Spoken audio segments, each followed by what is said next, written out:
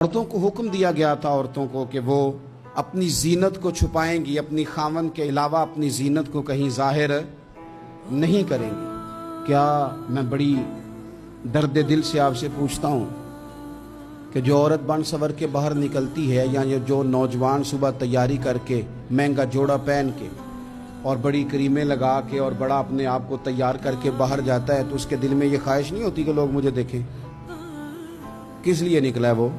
اگر وہ تیار ہو کے تیاری کر کے مرد یا عورت کوئی بھی باہر گیا تو کس مقصد کے لیے؟ اس کے سینے کے اندر یہ خواہش نہیں پیدا کہ لوگ مجھے دیکھیں گے، اور دیکھنے کے لیے اس نے یہ سارا کچھ کیا ہے۔ اب امام بہقی جو حدیث لائے ہیں، حدیث کے لفظوں پہ غور کرنا۔ اب جو میں کہہ رہا ہوں، میرے نبی پاک صلی اللہ علیہ وسلم نے فرمایا لعنتی ہے وہ شخص جس نے دیکھا، اور حضور فرماتے ہیں وہ بھی لعنتی ہے جسے دیکھا گیا۔ جسے دیکھا گیا وہ بھی ملعون ہے۔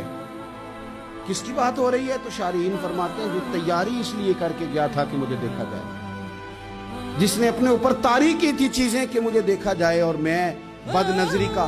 حضور علیہ السلام نے تو ہمیں فرمایا تھا کہ تہمت والی جگہ سے بھی بچ کے رہنا، جہاں تہمت لگ سکتی اس جگہ سے بچو۔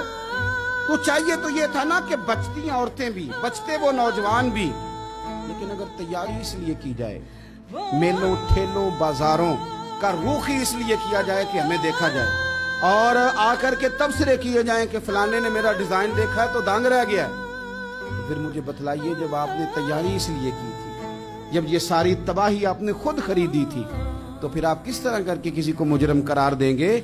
تو کبھی بھی کوئی ایسا ماحول نہ بنائے۔ حکم تو یہ تھا کہ اپنے خامند کے لیے عورت تیاری کرے، غیر کے لیے تیاری نہ کرے۔